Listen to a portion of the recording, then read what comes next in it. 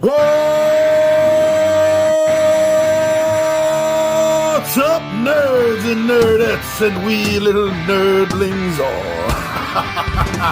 It's your buddy Big Johnny G for Two Gun Pixie presents Legendary Gaming. Shut up and sit down.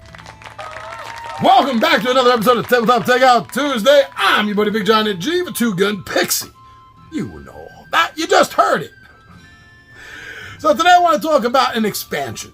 Now, I don't necessarily talk a lot about expansions on this channel other than standalone expansions. And this is not a standalone expansion. But I got to talk about it because if you have the one, if not both, of the core games, you really want to consider getting this. This feels like it should have been part of the core system. I'm talking about, as you saw from the thumbnail, I might as well bring it up already. I'm talking about Shadows of Brimstone by Flying Frog Production. They have 2 core boxes out for their crazy, wild, Old West meets basically Cthulhian style demons. And this game's Frontier Town expansion box, I swear to you, if you're a fan of this game, if you enjoy playing this game, this expansion should not be an expansion. This should have been another core box because it feels like it's definitely part of the core game. Now, in the regular game, you have a town map, you have a town card of events, several cards of events depending on where in the town you go. And it's all right, it's fun. I had no problem with the town events in the core game and adventures. When the Frontier Town box came out, I knew I had to get it. I didn't even wait for a damn review. I was in for a penny, in for a pound. Well, at least maybe 10 pounds, judging by my size. I got it. And I absolutely loved it. I saw how this whole town adventure part is really brought to life to a new level with this box, making these 1 or 2, maybe 3 days. I mean, you can't stay in town too many days. Off encounters from the core box in town, making these, filling them out, making them its own adventure. Actually, giving it its own adventure book as well. All the different options. It's crazy. Now, the game has, I guess what you call just the standard Old West style town. This is going to add a lot of different styles of towns. You're going to have mutant towns. You're going to have outlaw towns to add into the mix. You're going to have larger towns and smaller, basically villages, outposts that you can get a chance to go to. If you need to get, now this is the thing I like is they make the travel to town longer if you want to make it to one of the better towns. If you want to make it to one of the short, small, kind of, little outpost places along the way from the mines, that's fine. You get there in no time, more or less. But you want a good town with a lot of options, you're going to have to take the time to travel. Street market, a smuggler's den, sheriff's office. These boards in this expansion box adds more encounters in more of the different cities, the towns, depending on where you go, what's available in that town. This game is giving you more options. Another reason why you may want to stay in that horse or wagon another day or two to get to one of these better towns. The entire, I guess, overhauled town system,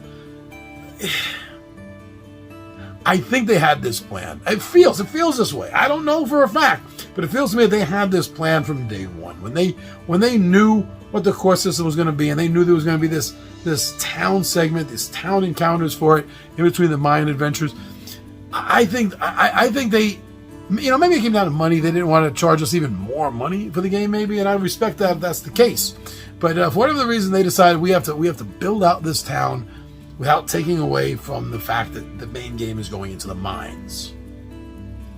Everything that they've added in, everything that you can do, the town adventures, the missions that are in the town, from stopping bank robberies and jailbreaks, hangings are involved. It does add elements of the Old West that fans of the movie genre, and the books, Louis L'Amour stories, are going to find a little bit more in trope with the genre in the middle of this Cthulhian nightmare of a horror game.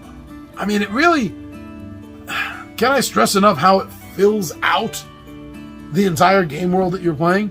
You are playing a light RPG. That's what this core game of Shadows of Brimstone is. It is a light RPG. And this is adding, think about like a Dungeons and Dragons game.